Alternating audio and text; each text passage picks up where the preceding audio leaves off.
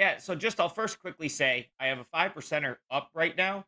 I'm probably going to add other 4% plays. Two of the games I'm going to talk about today are like right on the cut line for me. And so they could become client plays. If not, I still think they're really good bets. And the first one is Syracuse.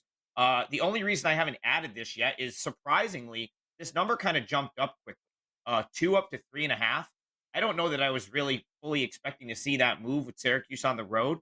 But an interesting thing with this Syracuse team, if you look at where they are in the ACC standings right now, and you look at the teams that they've played above them, they're 0-5. If you look at the teams that they've played below them, they're 7-1.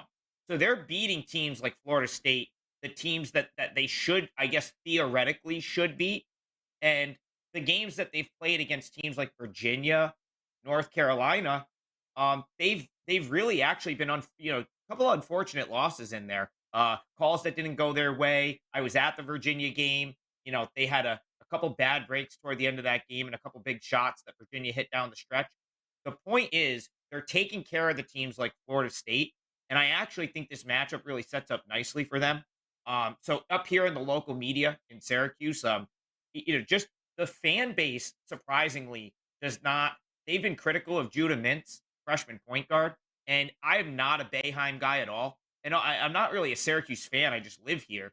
But one thing I will give Boeheim credit for doing, he's really defended Mintz, and basically has said this is our best player, and he's gonna probably have to learn on the fly, which I think is great. And he's also just started to play the freshman.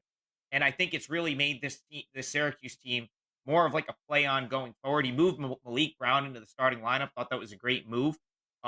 Syracuse has really played without Benny Williams the past few games, but he's been there. They just haven't played him much. I'd like to see him get back into the rotation because he's probably their, he's probably a third or fourth, most productive player on that roster, or at least should be. And in this case, I love Syracuse when I think they can out rebound a team. Usually, the teams that beat them on the boards. And Florida State's one of the worst rebounding teams in the league, or in the league in the country is what I meant to say. Outside the top 300 in total rebounds for Florida State.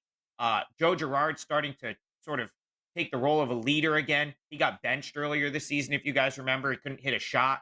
He's back to being able to score. So I think there might be a little bit of you know, Syracuse might be a little undervalued right now, even with the win last time out against Boston College. I just think they're a better team. I think this matchup sets up nicely. And I would lay the 3.5. It probably gets there. And if this gets bet back down, I can almost guarantee at 3 or 2.5, I would add it to my client card.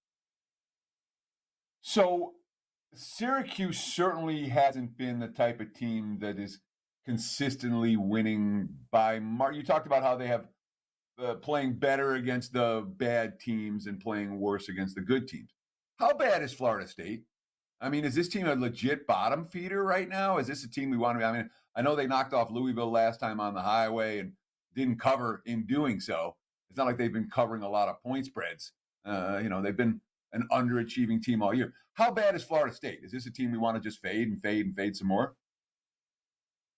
I don't think so, Teddy, because this conference is bad. So I mean, you put Florida State in some other conferences, they might be at the bottom, but I would say they're right on the same plane as Syracuse in terms of these are both probably like middling ACC teams that if the cookie crumbles the right way, right? Like over the last few weeks, they could elevate their status or they could really like fall out. I think one is 7-6, Syracuse is 7-6, Florida State is 6-7. So this isn't me so much wanting to fade Florida State as it is thinking that it's just a good matchup for Syracuse. Now, you referenced, I think, my biggest concern here, and that's the point spread being -3.5. It's really the only thing that keeps me off of making this a client play because it does go over that key number. And I was a little bit surprised to see it kind of quickly bet up over that 3.5 because I thought this might be a scenario where I was punching back against the market a little bit, like with the money coming in on Florida State as the home underdog, and me sort of looking to go in the other way. And it it, it looks like that's how it was going to be bet initially, but it's still sitting there at 3.5. So it's hard for me to recommend laying the 3.5. I do think Syracuse wins this game, based on the fact that I think the matchup's really good for them. And if we're just talking wins and losses, Teddy, Syracuse, when they've played teams below them in the ACC, they're 7-1 straight up. So I think Syracuse gets to win at -3.5. It's going to be more of a lean for me, but I love the way the matchup sets up for Syracuse. Adam Trigger moving the markets as he speaks because this line did open two, as you said, 2.5. It's 3.5 across the board, but with about 1 minute to go, Caesars just went to -4. So it looks like it's climbing even higher maybe now. And I So want to throw something out there, Steve, like Florida State, and you got to always look at injuries. They could have guys out. That's been an issue for them all year. Probably a big reason they're I think 8-16 overall coming into this game. So that could, if Florida State has a key guy or two out, I would give an even bigger edge to the Cuse there, who seem to be getting deeper with Williams coming back and some others being available.